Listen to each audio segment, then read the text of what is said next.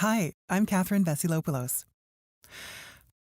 Starting my own venture wasn't easy. After a decade working in the corporate world, I realized that so many things were out of my control, like layoffs and changes in direction. I didn't like the instability. I didn't want that to define my whole career and professional story. And so I left. I started my own company and achieved more than I ever imagined. Now I'm on a mission to share stories from extraordinary entrepreneurs who are changing the world and who never gave up on their vision. Before we hop into the episode, we'd like to highlight another podcast that we're loving at the moment. World Gone Good shares unique stories from a wide range of incredible guests dedicated to making the world a better place. Sound familiar? If you're a fan of Aunt Sochi, you'll find a lot to love about World Gone Good. Every Wednesday, Steve Silverman and his team bring an amazing story to the table with great humor and undeniable positivity. Here's just a taste of what they have to offer. Hey there, I'm Steve Silverman, and you're about to enter a world gone good. So here's what happened. I thought to myself, like many of us do, hey, maybe I'll start a podcast. And in this very moment, right now, what would I want my podcast to be about? The answer was simple: the good. I want to hear about the good in the world, from family. So everybody could bake in my family but me. I was the one where they'd be like, "Oh, she pretty though." To friends. I think that's the true nature of friendship, is you'd be willing to throw yourself in front of a bullet for another person. From relationships. It's my second marriage. I finally figured out you got to marry a nice Jewish guy. To strangers doing really good things. I know a lot of good can come from a bad situation. And it's so easy to be negative. I don't want to cry. So if you're ready to get your good on, let's go start a World Gone Good.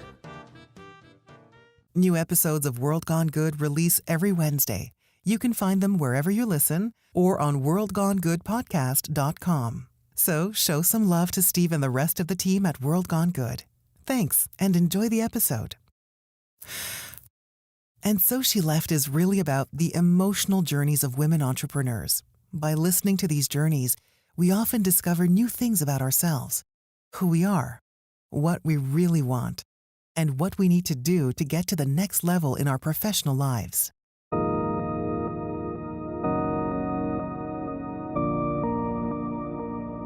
Jessica Cerato is ready to take that next step.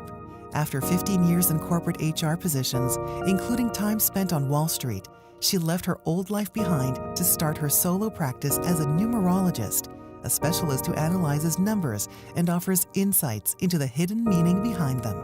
It's an emerging field, and Jessica's work heavily relies on her instincts and intuition. Connecting with more corporate-minded people hasn't always been easy for Jessica, and working in such a unique profession has caused her to become hesitant when networking. Even though her practice is flourishing, she still regularly grapples with self-doubt and imposter syndrome. Joining us again this week is Erin Schnarr, president of the pay equity solutions company CompenSage. Erin's entrepreneurial story is filled with moments of hesitancy, imposter syndrome, and doubt. She's the perfect expert to help Jessica navigate the issues she's facing today. Together, they go into greater depth on addressing imposter syndrome, learning to embrace their sensibilities as entrepreneurs, and why trusting your instincts is just as important as validating your approach through hard data.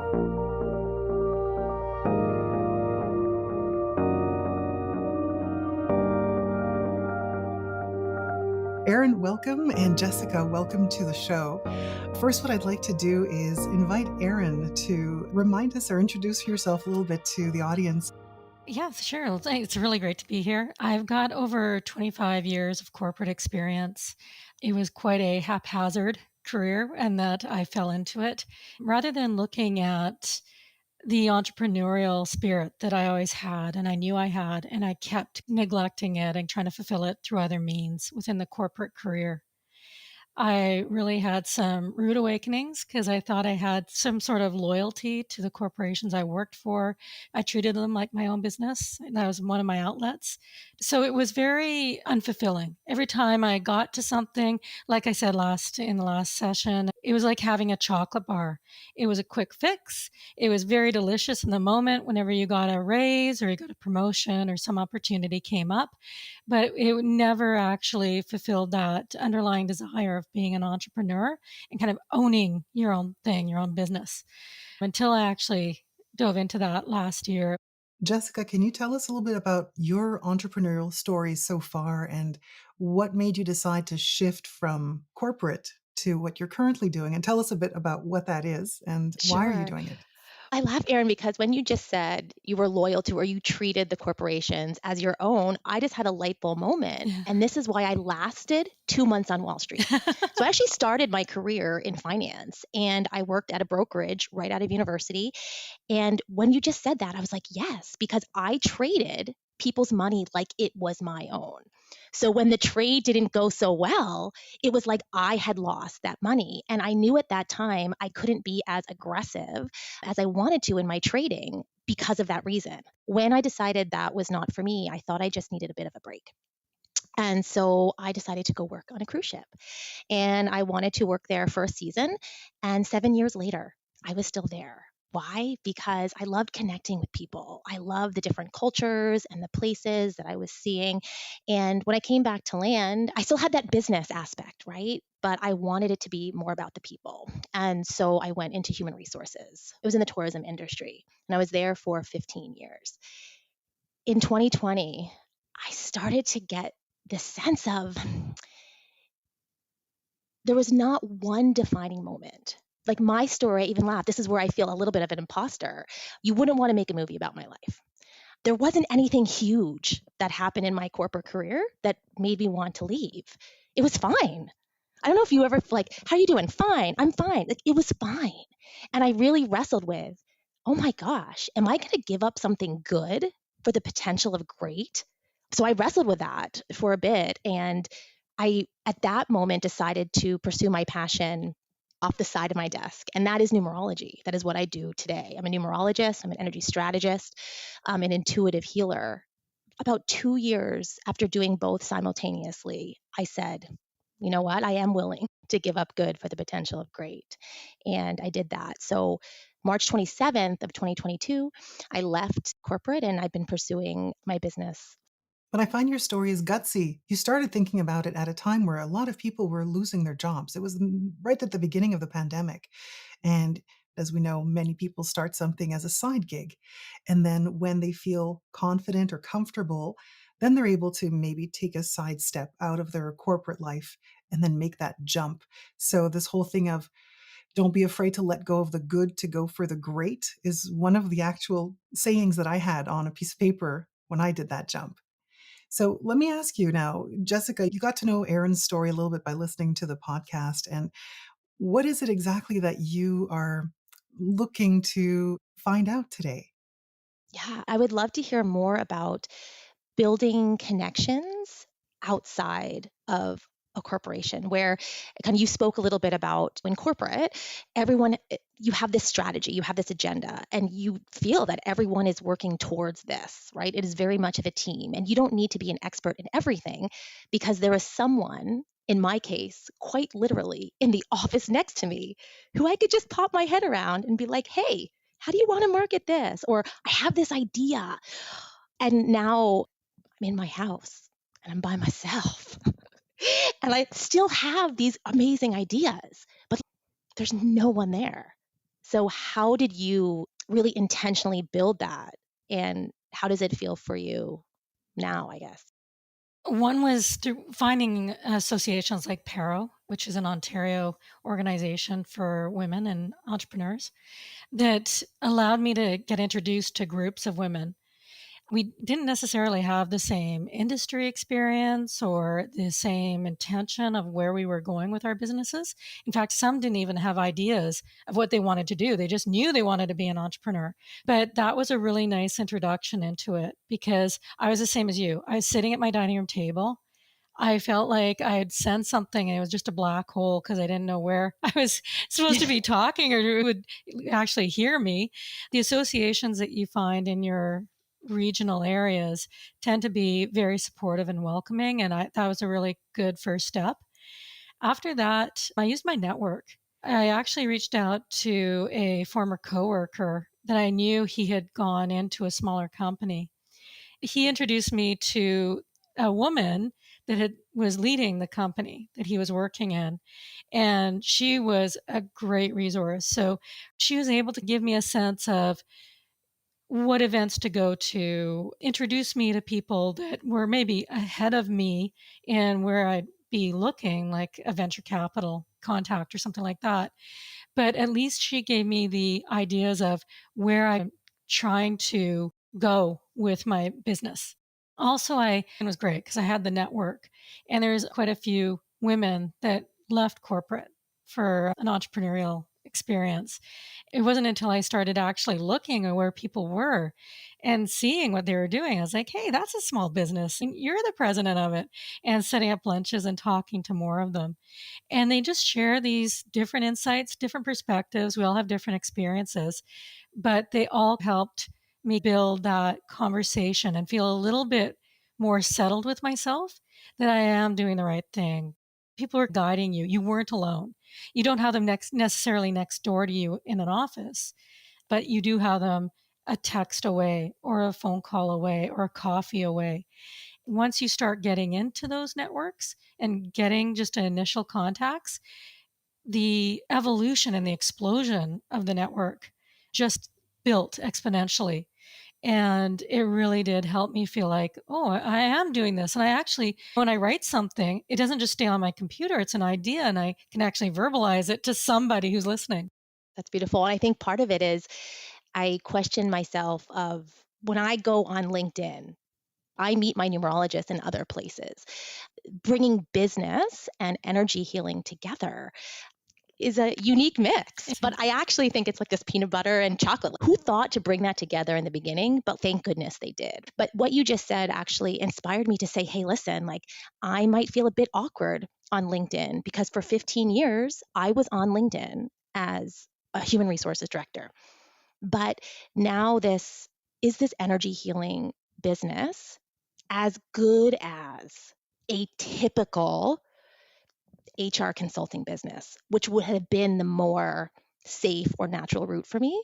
But when I even say that out loud, I'm like, oh man, I think that reminds me maybe the openness of people. Here I am looking for similar people in similar industries, and I can't find them because, scary as this sounds, maybe I'm one of the first, but maybe to find other entrepreneurs or other women who don't have the same type of business that I have, but who share perhaps the same energy or the same passion for their business. And it's interesting that you say that you're atypical because I felt like that as well, because I was in tech and in media.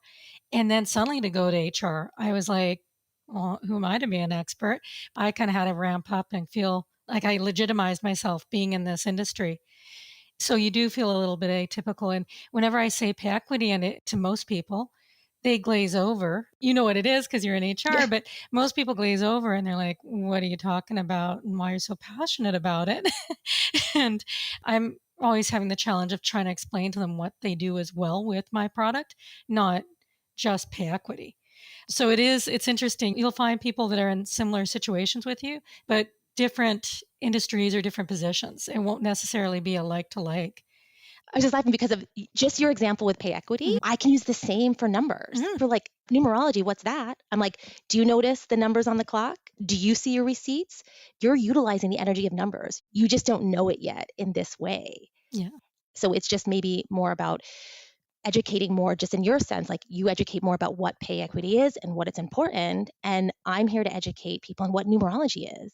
And even your energy work, you may not find a lot of people on LinkedIn who are very corporate skewed, but you may find people who know people. For example, I know several people that do energy work, so I could introduce you to some people that have done it. Once you start talking and opening up about it, you'll be surprised at the number of people that will go, hey, I know somebody that does that. some clients that I have now were former contacts that I had in my corporate life. And I just always remember when I would share the reasons why I was leaving or what I was leaving to pursue, I did maybe get the glazed over look. But then the pleasant surprise now, where I just laugh at, with so much joy, he's probably listening, of this one person who I never expected to come back into my world a year later. I think that's also an important lesson of you never know what impact you have, and it might not be so linear. It might not be in the moment. It might be a year later, 2 years later, and you might never know, right? But that shouldn't stop you from sharing openly about what you do and why it's so important. And I think the beautiful thing about your business is that it's applicable to everybody. Everybody can use that numerology, energy work, all of that. So you have like your whole LinkedIn network, everybody around you is a potential customer, which is beautiful. You've just inspired me to post on LinkedIn for the first time, I want to say ever, because even when I was in human resources, I rarely posted there either. So that's funny. Yeah.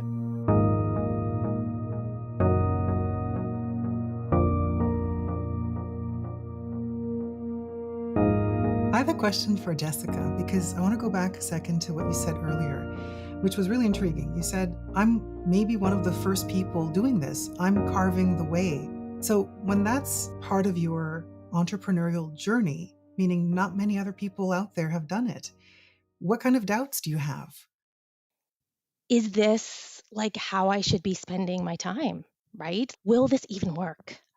Like, I'm going to get emotional. Oh, like spending all this time and getting to the end and being like, it didn't work. But the faith that it will is what keeps me going. But Erin, I really resonated with you, and I laugh. I know Catherine and Ethan are used to me. Like, I run emotions very quickly, and so it will subside. There you go.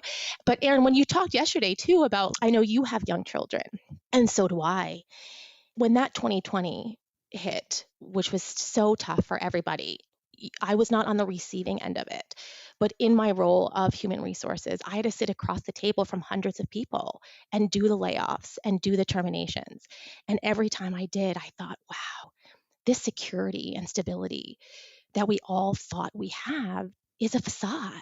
And so how can I create more safety and security within me, regardless of the external factors? And so I think to answer that second question, Catherine, is like, I wonder, can I do that for myself? Can I actually be the one to create the structure of my business, to create the processes for my business? I didn't think about really this before, but maybe that's part of the pressure I put on myself of, listen, like, I want more people to follow their passion. I want more people to give up fine. Like, I want more people to do the thing they want to do. And so I feel a responsibility a bit to pave the way for that. It's a perceived security when you're in corporate. And Erin said the exact same thing last week, that it's a mirage. It's almost a fallacy. We think we are secure, and in many cases we are, but you never know when the next layoff is going to happen. You don't know when you're going to be restructured. You don't know. And that's your one client, your one source of income.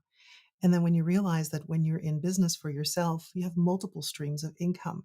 And if one drops, you have a whole bunch of them still there, hopefully. No, I totally agree.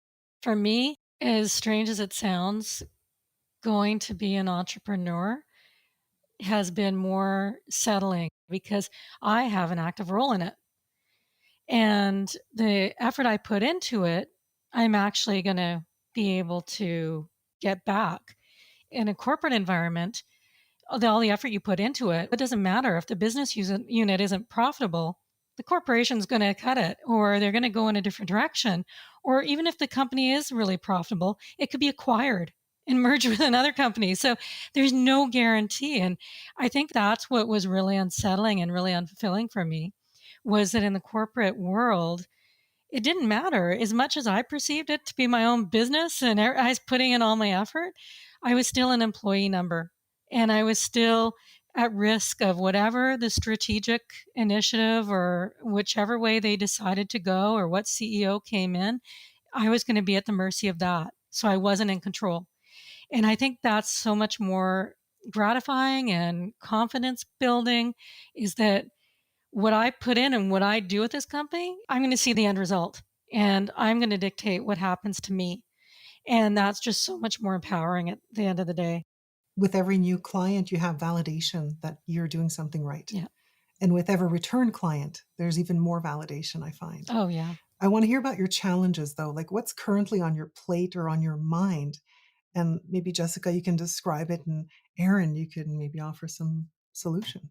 I think this goes to, I'm 1,000% confident in my abilities as a numerologist and an energy strategist. I have no doubt that this is what I'm meant to do. I struggle with identifying with an entrepreneur or a business owner because I did not say, I want to build a business. I was like, I love numerology. I love the work so much that I spend so much time with clients and in the work. I have achieved a baseline in my business, which I love and I'm so grateful for. And I want to expand. I want to scale to the next level. But I know right now, at this moment, my capacity to scale is not there. So I guess my question is, or my challenge is, how do you build that capacity to scale? How does a person who has a surface-based business, and I am the service, how do I really fulfill my mission of bringing numbers mainstream, making sure everyone on the planet knows about numerology, but still stay true to doing the thing that I do, that I love every day, which is working one-on-one clients and seeing that transformation that they have. For me, one thing that I noticed with speaking to other entrepreneurs, they really do organize and respect their week and their time. Sometimes they'll say, oh, Mondays are when I work on the business, not for the business. So I'm not that organized. I tend to jump around a little bit more, but I do tend to look ahead at a day and go, okay, no, I need to work on that document and dedicate specific chunks of time within my week. It's just like parenting. You can love your kids and play with them all the time. You have to feed them well. You have to give them education. You have to get them to go outside and play and off their devices. You do have to do that care for the business as well, because it is like a child. The other thing is that whenever you're saying about how do you scale it, I'm from technology. And I'll always tell you, go tech, go tech. But I would say there's several avenues for you to scale your business, because you can always leave the premium service as that one-on-one time and really charge the highest prices for that and really book in those clients and really dedicate and protect that time with those clients that you're working on. But then at the same time, when you don't have clients, produce content. Get that out there so people build awareness for you. It's marketing, but it's also, you could have downloadable papers or some sort of digital sharing of information about numerology that may be a paid service at some level, like a subscription service. You can always make an app of some sort where it's a generic information that people can engage with, and then you build them up from there if they want custom time with you. And that's where you'd explore it during your nurturing time of your business, is what can technology do for me? Because technology is in every industry now. So it can definitely, there's opportunities there for you in your industry as well. I love that. Whenever there's resistance in my body, I know it's actually the thing I need to do, which is so annoying. As soon as you started that, I was like, she's going to say technology. And I'm like, I knew it. Yeah. But that's actually an interesting part about being a solo business owner and entrepreneur is I was spoiled in corporate. 24/7 IT support. I think even from this conversation, I'm realizing I don't have to do that on my own. There are contractors or there are other people that I can trust to help me do this.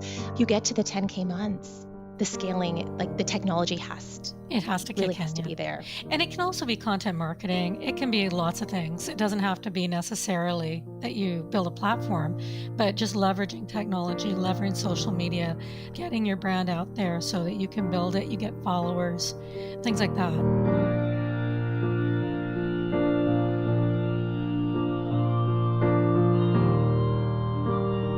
You were saying that you can always go back to corporate.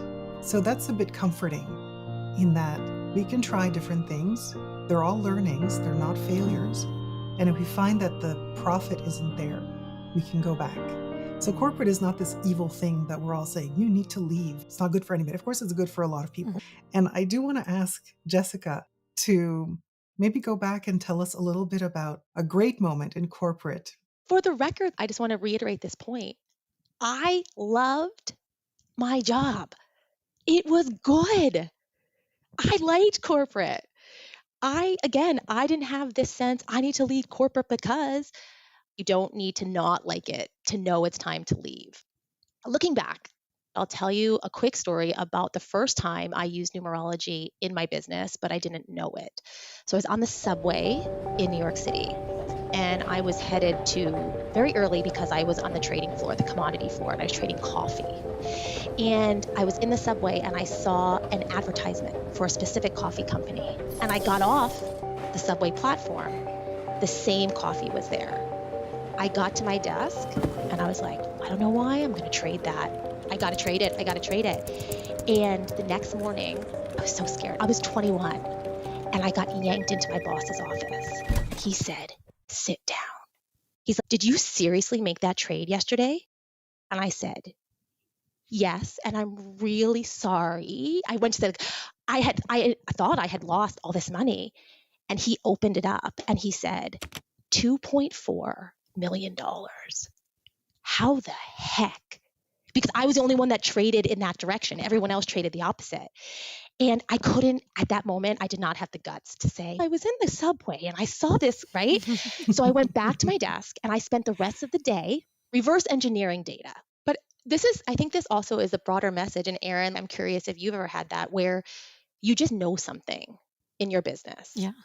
And you just don't know why. You can't prove it, but yet you still do it anyway. And I'm curious if you have a story to tell where you knew it, you had no idea why, but you did it anyway. You trusted yourself. I remember once, this is in the early digital days, and there's this client. I was running a lifestyle channel for a corporation, and there's this one client. I was like, I want that client. I wasn't a salesperson, and I had no contact. I had no reason to pursue them, but I'd asked around. I found somebody that knew somebody there, not in the right contact, but I went and had lunch with them, and I told them what I wanted to do. And in these days, large corporations were not even really playing in digital in a big way. So I was like, this is what I want to do, and I think you need to do this. So they said, okay, we'll pass it along. And so I went back to my job, and a couple of months later, somebody called from that company. And I was like, okay, let's do this. So I put together a plan. I put together the pricing. I dragged a sales rep with me to the meeting. I presented it. And we get into the cab as we're pulling away, and she's like, do you really think they're going to buy this? And I'm like, no, yeah, they are going to buy it. I was just confident. I had no reason. They had never advertised online before. I had priced it quite well. It was a 6-figure purchase, which was a lot at the time. They didn't even have a digital agency at the time. And sure enough, they bought it. Like, there was no reason that anybody should have believed me. There's no reason. I just fixated on them. And I knew that they were going to do it, and I knew that they had to do it, and I was going to build it for them, and they were going to do it. There's no way I could reverse engineer that in logic. It was just that timing. Like we talked about last week, it's luck, it's preparedness meeting opportunity. It's following that gut instinct or the numerology. And I'm intrigued by numerology. I think that it definitely has a bearing in life and overlooked so often. I think for me, it actually bridges, like you have learned to trust your intuition. You have learned to trust your gut. And I think people want to, but sometimes they just need the middle something, the bridge, the science and the math to get there. But eventually, I know this isn't a great business thing to say, but my goal with my clients is to work with them so that they do not need me anymore. I am just a conduit in the beginning, but then through our work together, my goal for them is to trust their intuition, maybe without all of this underlying context.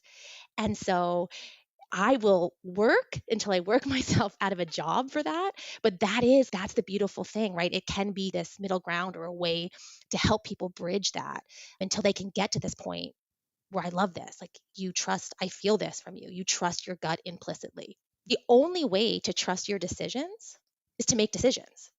I think a lot of people in the corporate world also do tap into that, but they don't like to talk about it openly. Agreed. I think So do that's people associate intuition or your gut reaction or your gut Yeah. feeling to higher risk taking? And maybe that's why people don't necessarily want to use that as a business tool, because there is no scientific explanation sometimes. Mhm. It's just ethereal or energy Woo-woo. around you. Yeah, Woo, that's what everyone always says. Yeah. exactly. But at the same time, making calculated decisions to make sure that everything makes sense. And you don't want to invest all your money in the wrong thing and go, that's my gut telling me to do that. It's the You don't difference necessarily between want that. risk. It's the difference between risk and reckless. Yeah. It's the knowing when to walk away from the slot machine. Yeah. Oh, I always that's well think of this said. like you can put like 999 pennies and then you walk away and one person comes and puts one, jackpot. But Yes. also, do you want to be there years later now putting the 1,000th penny in there? No. There is that discernment about the risk versus reckless. And I think like how you reversed engineered things, it's responsible way of doing it. It's amazing how things, whenever you have a gut instinct and you do reverse engineer it and see how the numbers flow out of it, they tend to come together very easily. Speaking of numbers, sometimes I'll think, oh, this isn't what I think something is of value, right? Be it, I don't know, advertising campaign or whatever. I'll just think to myself, I think this is about the number that I think it should come out to.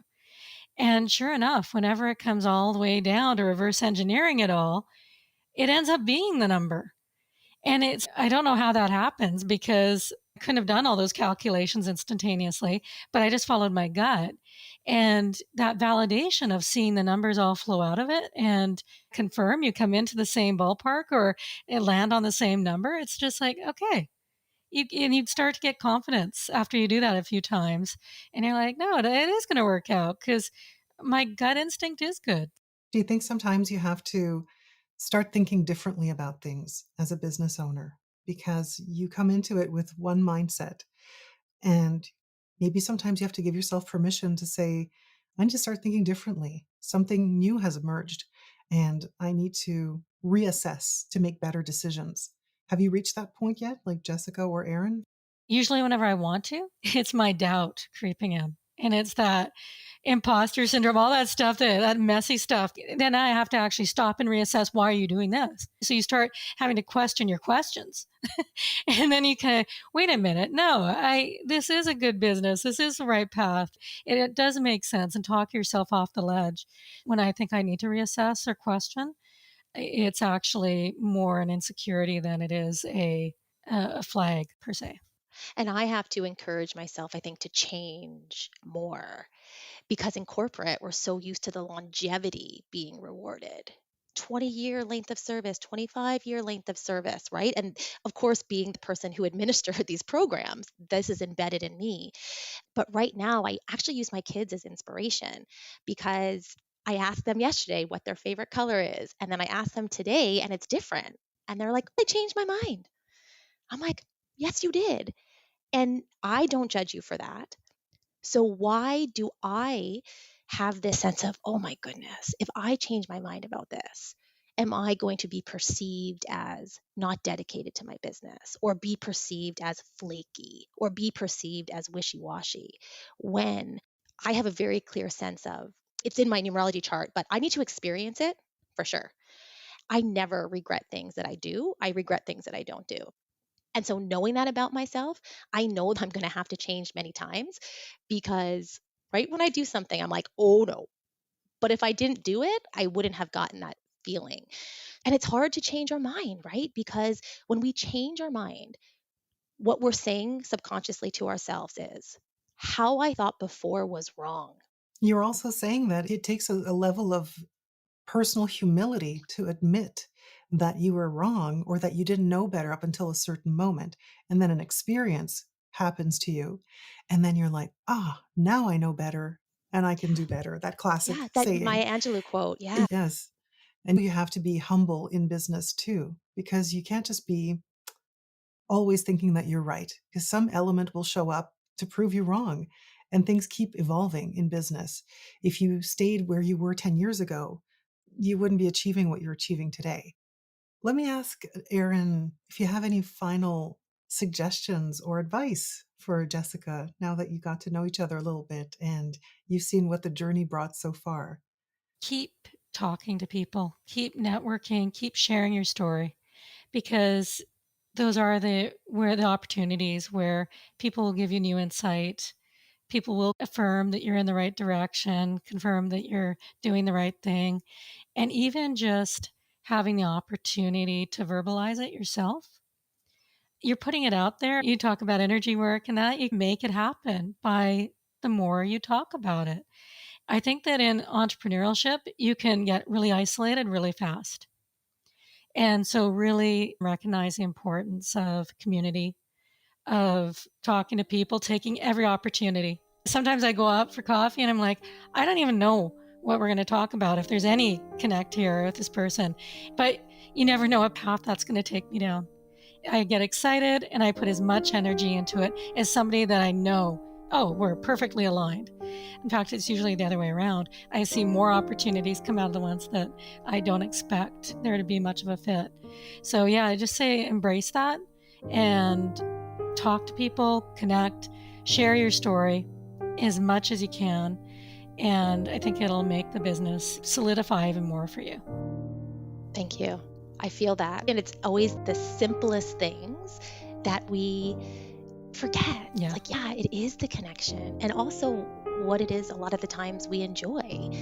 Like you just said, Erin, like there was this connection. Yeah. I didn't spew all these facts or give you all the science or math, which actually is so much easier to me than actually like talking like a human. Again, this goes back to the very beginning of the conversation.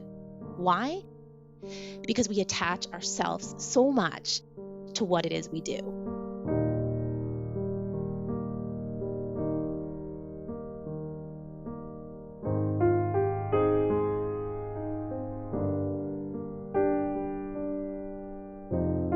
Many thanks to Erin and Jessica. You can learn more about CompenSage and Jessica's numerology practice in the episode description. If you like the show, let us know. We'd love to hear what you enjoyed in a review, no matter what platform you use to listen. And So She Left is made by Cansulta and Ethan Lee. We'll be back next Wednesday with a new episode. Our music is by Chris Zabriskie, edited for your enjoyment. You can find a list of all the songs you heard here in the episode notes. I'm Catherine Vasilopoulos, and thanks for listening.